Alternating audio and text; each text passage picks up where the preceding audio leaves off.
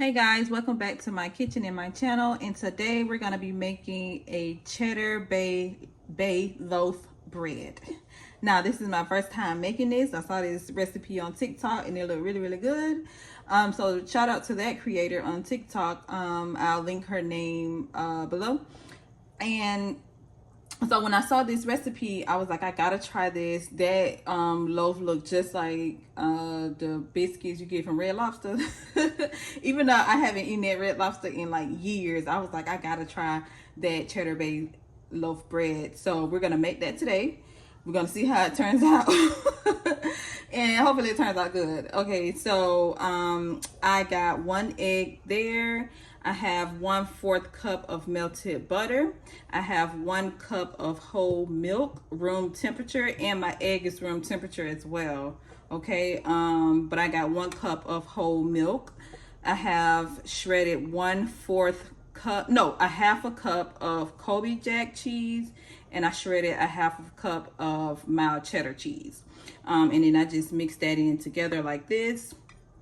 I didn't get the one that like the cheese that's already shredded because it has that white film on it. So I thought that it'll be better to get a block cheese and just shred it myself, so that it won't have that film on it, and I thought that it'll melt better as well. And then with my dry ingredients, I have 1 cup and 3/4 cups of all-purpose flour. I have 1 tablespoon of sugar, and I have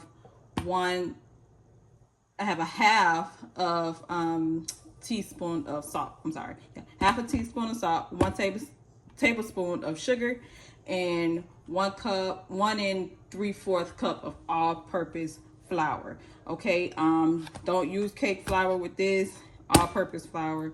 The recipe didn't call for like a self-rising flour, so I didn't use a self-rising flour. It's just all-purpose flour, so that's what I use. Okay, so let's get into it.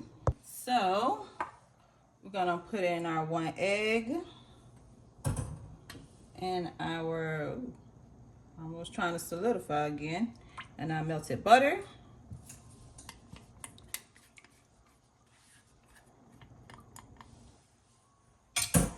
All right, and then we're gonna whisk that in together.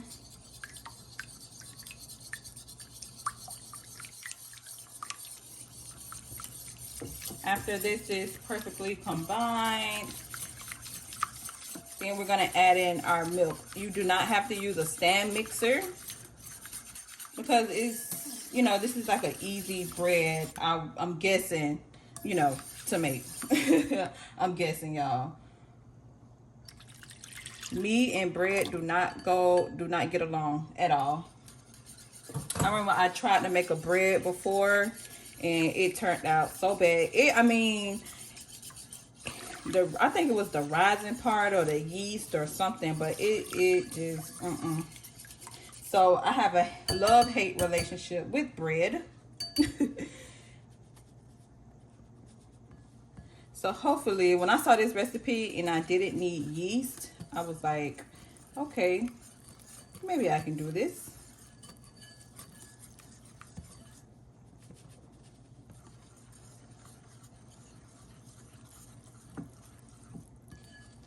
Because the bread, y'all, it don't do me. Hopefully it turns out right.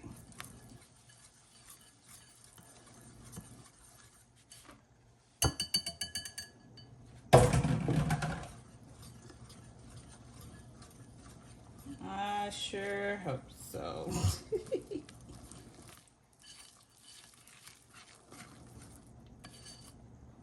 Okay, doesn't look too bad. Let me go in with this thing right here.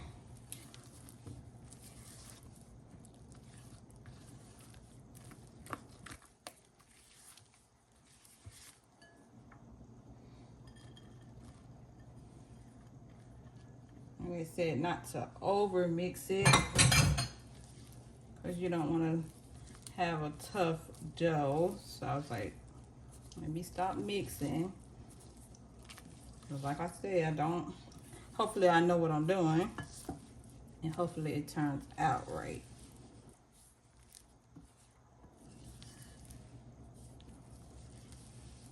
This one I'm kind of folded in. All right, I'm gonna start right there. Because I do not want it to be tough. So what I'm gonna do is I'm gonna go in with this loaf pan, and I am going to put this in here like that.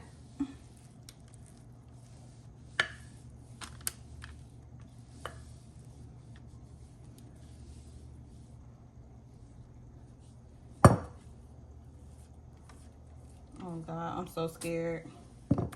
I hope this turned out good, because I'm gonna be so mad I messed up my ingredients.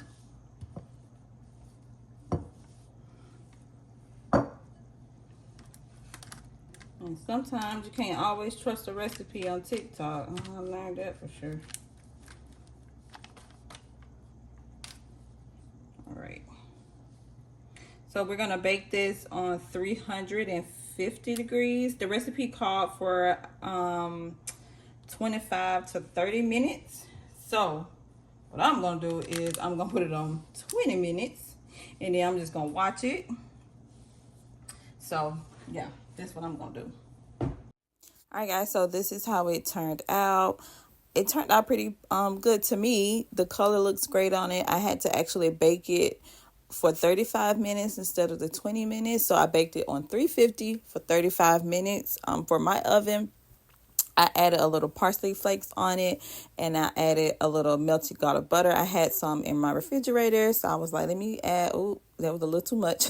But I added a little just a little melted garlic butter on there, just for some added little flavor or whatever. It's optional, you don't have to do that, but that's just what I did.